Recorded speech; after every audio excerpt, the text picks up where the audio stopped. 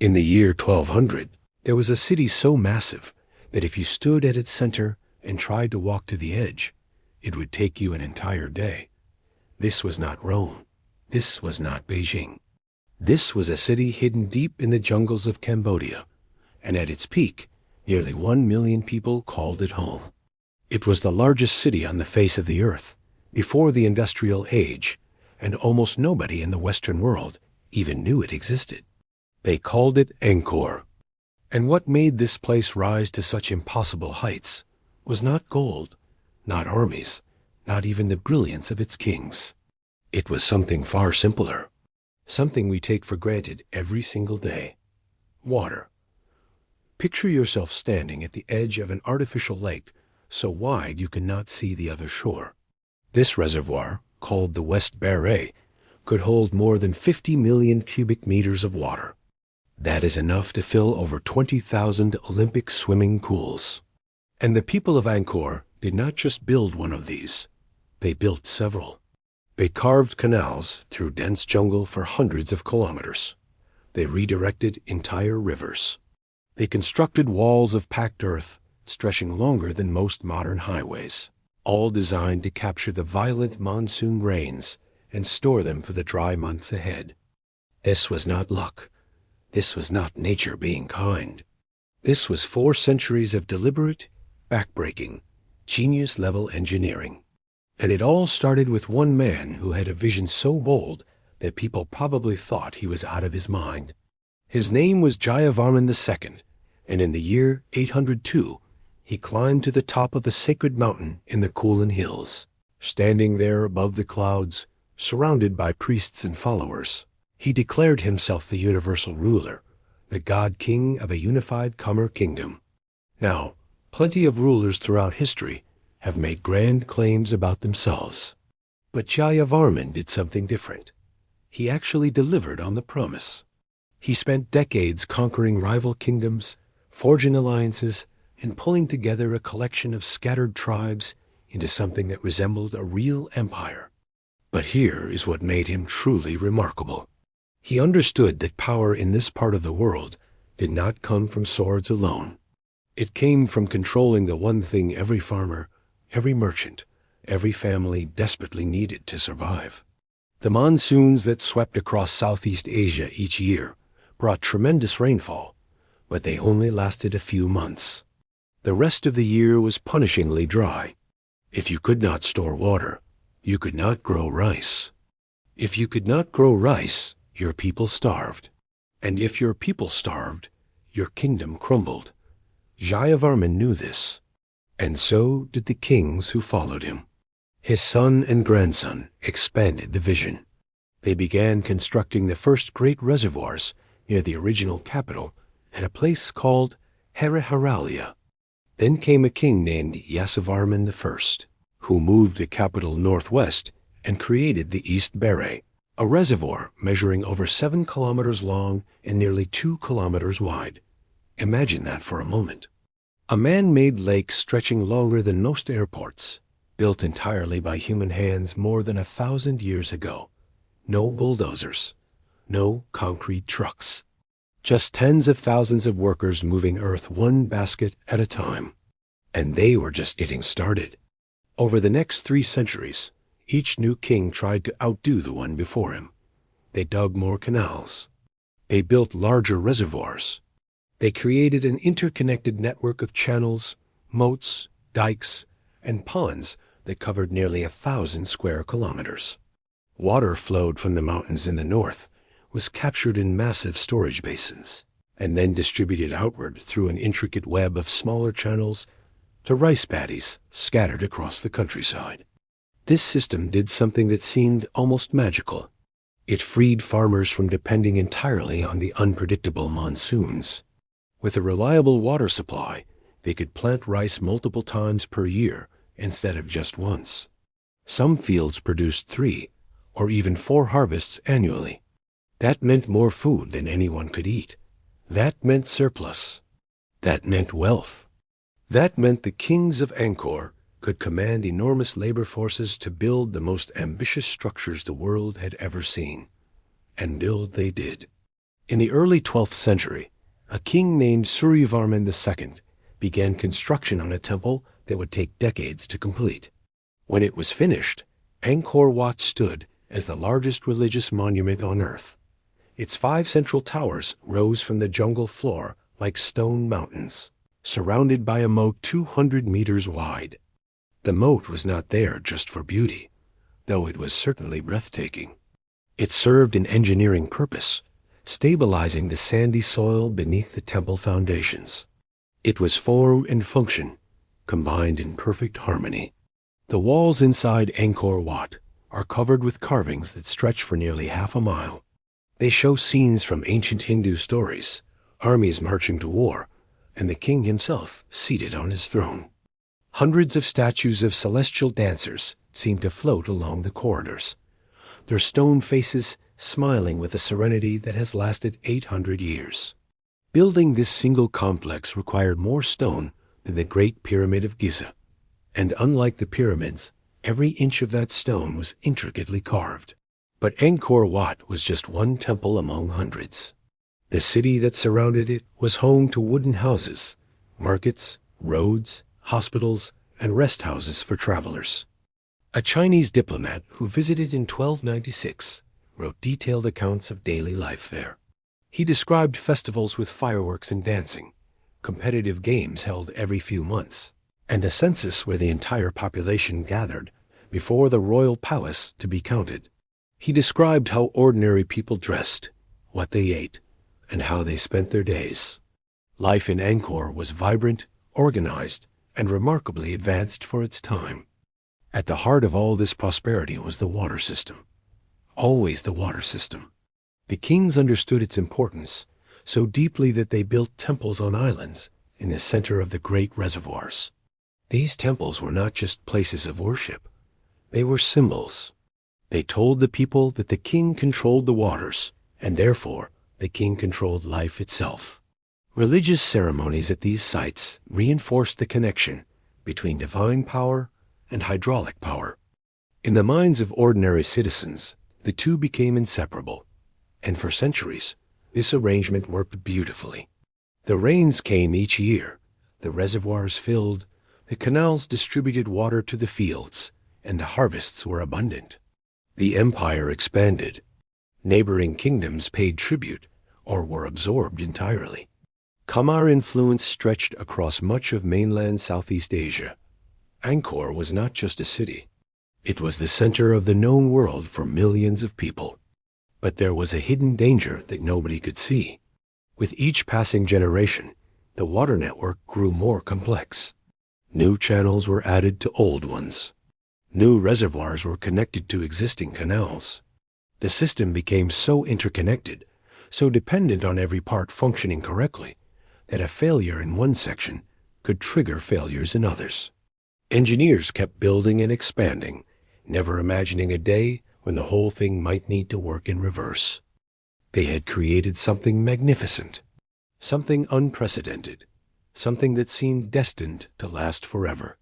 They had also created something fragile, because the one thing they could not control, the one thing no amount of engineering could master, was about to change. The very climate patterns that had allowed Angkor to flourish for 400 years were shifting, and what was coming next would test the city in ways its founders never could have imagined. For 400 years, the people of Angkor believed they had conquered nature itself. They had built reservoirs the size of small seas. They had carved canals through hundreds of kilometers of jungle. They had turned a land of unpredictable monsoons into the most productive agricultural region on Earth.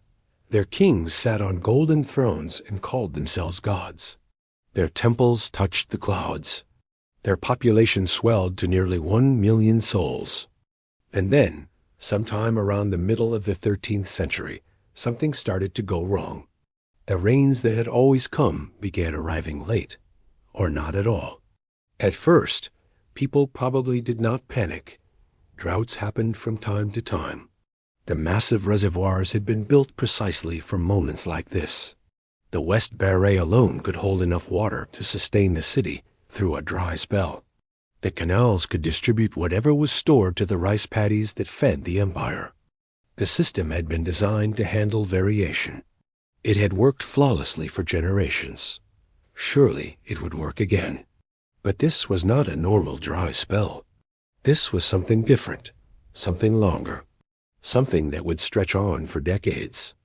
Modern scientists have been able to reconstruct what happened using an unlikely source. Deep in the forests of Vietnam, there are cypress trees that have been growing for over 700 years. Each year, these trees add a new ring of growth, and the width of that ring depends on how much rain fell during that season. Wide rings mean wet years. Narrow rings mean drought. By carefully studying these ancient trees, researchers created a climate record stretching back to the 1200s. What they found was disturbing. The mid-14th century brought some of the worst droughts Southeast Asia had experienced in nearly 800 years. We are not talking about one bad year or two. We are talking about prolonged periods where the monsoons simply failed to deliver the rainfall that everyone depended on. The great reservoirs that had always brimmed with water began to shrink. The canals that carried life to distant rice paddies started running low. Fish in the tunnel sap, the enormous lake that provided protein for millions, grew scarce as water levels dropped. Now imagine being a farmer during this time. Your grandfather told you stories about how the system always worked. Your father taught you to trust the canals and the reservoirs built by the wise kings of old. You planted your rice at the same time your family had planted for generations, expecting the water to flow through the channels as it always had. But this year, the water did not come, and the next year was even worse. The engineers of Angkor were not fools. They recognized the crisis unfolding around them. They had inherited centuries of hydraulic knowledge, and they began working frantically to adapt. They modified existing channels to squeeze every drop of water from the diminished flows. They dug new canals to tap sources that had never been needed before. They launched ambitious projects to divert water from rivers farther away. These were smart people solving a real problem with the best technology available to them. But the climate had a cruel trick waiting for them. After years of punishing drought, the monsoons returned. Not gently, not gradually. They came back with a vengeance that nobody had anticipated. Rainfall that should have been spread across months seemed to arrive all at once. The same channels that had run nearly dry during the drought years were suddenly overwhelmed with water they could not handle. Here is where the tragedy becomes almost unbearable to think about. The very modifications the engineers had made to cope with drought now made the flooding worse. Channels that had been widened or deepened to capture scarce water now funneled massive flows directly into the heart of the city. The system that had been fine-tuned over centuries for a certain range of conditions was now operating completely outside those conditions. What happened next was something engineers today call cascading failure. When one section of a complex system breaks, it puts extra stress on the connected sections. Those sections then fail, which puts stress on other sections, which fail in turn. A collapse spreads like dominoes falling, each failure triggering the next. At Angkor, the cascading failure was catastrophic. Floodwaters tore through canals that had been weakened by years of low water and deferred maintenance. The Siem Reap River, which had once been carefully managed and controlled, eroded up to 8 meters below the surrounding landscape. That is deeper than a 2-story building. It carved through the water network like a knife, severing connections that had taken generations to build. Bridges collapsed. Canals that had distributed water to farms across the countryside became clogged with sediment and debris. The intricate system of channels that had once represented the height of human ingenuity was tearing itself apart. And the people who depended on that system had no way to stop it. Archaeological evidence tells us what happened next. Scientists have drilled cores deep into the earth beneath Angkor's temple moats. These cores contain layers of sediment that accumulated over centuries, and each layer tells a story. The layers from the late 14th century show a dramatic change. Pollen from cultivated plants begins to disappear. Charcoal from cooking fires grows sparse. The signs of a vibrant, bustling city fade away and are replaced by something quieter, something emptier. People were leaving, not all at once, not in a single dramatic exodus, but steadily, year after year, families made the difficult decision to abandon the homes their ancestors had built. The reservoirs that had sustained them could no longer be filled. The canals that had carried water to their fields were broken beyond repair. The elaborate infrastructure that had symbolized divine power and cosmic order was crumbling before their eyes. And it was not just the water system that was failing. The whole social fabric of Angkor was coming undone. The kings had built their authority on the idea that they controlled the waters and therefore controlled life itself. But now the waters were out of control. The reservoirs were empty or damaged. The harvests were failing. What did it mean to be a god-king when your people were starving and your greatest engineering achievements were collapsing into ruins? The moat around Angkor Thom, the great walled city built by one of the most powerful kings in Khmer history, shows evidence that maintenance had been abandoned even before the worst flooding hit. This suggests that people were already losing faith in the system, already drifting away from the center of the empire before the final disaster struck.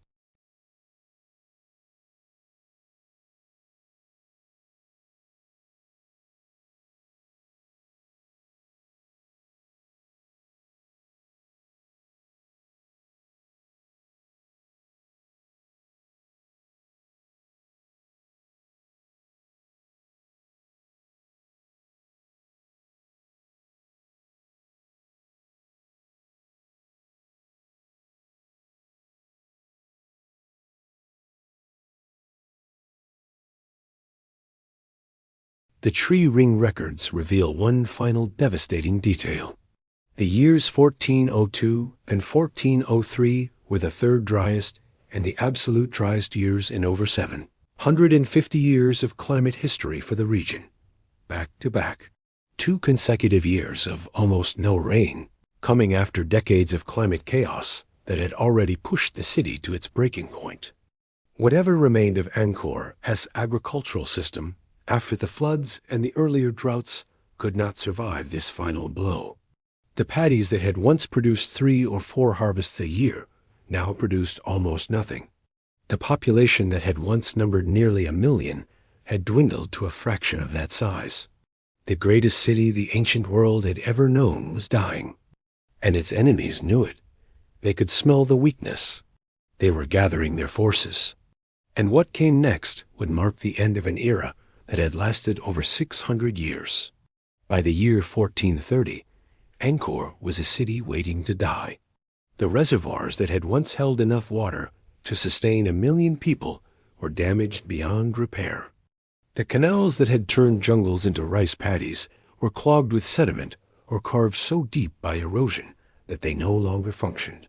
The population had been bleeding away for decades, families packing up whatever they could carry and heading south toward the coast, toward rivers that still flowed, toward any place that offered a chance at survival. The greatest city the pre-industrial world had ever known was now a hollow shell, and its enemies knew exactly how weak it had become. The kingdom of Ayutthaya, centered in what is now Thailand, had been eyeing Angkor for generations. They had attacked twice before and been pushed back both times. But the Angkor that had repelled those invasions no longer existed. The armies that had defended the empire were scattered or starving. The wealth that had funded those armies had dried up along with the rice harvests. The god-kings who had once commanded absolute loyalty now ruled over ruins and desperate survivors. In 1431, Ayutthaya launched its final assault. This was not a raid. This was a conquest. Their forces swept through what remained of Khmer defenses and took the capital. The details of what happened during those final days are lost to history. No written records from the Khmer side survived. We do not know if there was a great battle or if the city simply surrendered. We do not know how many people were still living there when the invaders arrived. What we know is that after 1431, Angkor was no longer the capital of anything. The king and whatever remained of the royal court fled south. They eventually established new capitals along the Mekong Delta, trading cities that relied on commerce rather than agriculture. The vast empire that had once stretched across most of mainland Southeast Asia shrank down to a small kingdom struggling to survive between powerful neighbors. The Khmer people did not disappear. Their culture did not vanish. But the age of Angkor was over. Now here is something that might surprise you. The temples were never completely abandoned. Angkor Wat itself remained a functioning Buddhist monastery for centuries after the collapse. Monks continued to tend the sacred spaces, repair statues, and perform rituals. Khmer royalty made pilgrimages back to the temples of their ancestors, even as the jungle slowly consumed the city around them. There was something about this place that people could not let go of, even when everything practical about it had failed. But the urban complex, the living city that had surrounded those temples, returned to the forest. Wooden houses rotted away. Markets and workshops disappeared beneath vegetation. The elaborate network of roads and channels was swallowed by trees and vines. Within a few generations, most of Angkor was invisible, hidden beneath a canopy of green, so thick that you could walk right past a temple and never know it was there. For 400 years, the outside world forgot that Angkor had ever existed. European maps showed nothing but blank jungle in that part of Cambodia. Traders and missionaries who passed through the region heard rumors of ancient ruins somewhere in the interior, but few bothered to investigate. The greatest city of the medieval world had become a ghost story.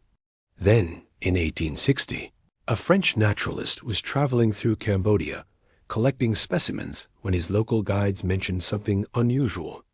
They told him about enormous stone temples hidden in the jungle, structures so massive and so beautiful that they could not possibly have been built by human hands. The naturalist was skeptical, but he agreed to see for himself. What he found left him speechless. Rising from the jungle floor were towers of carved stone, their surfaces covered with intricate sculptures of gods and dancers and warriors.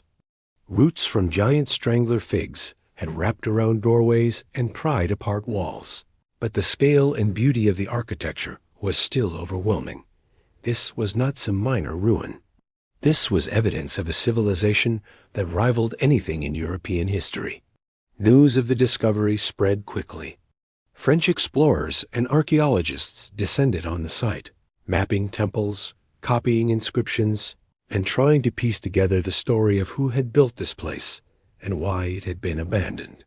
The more they uncovered, the more astonishing it became.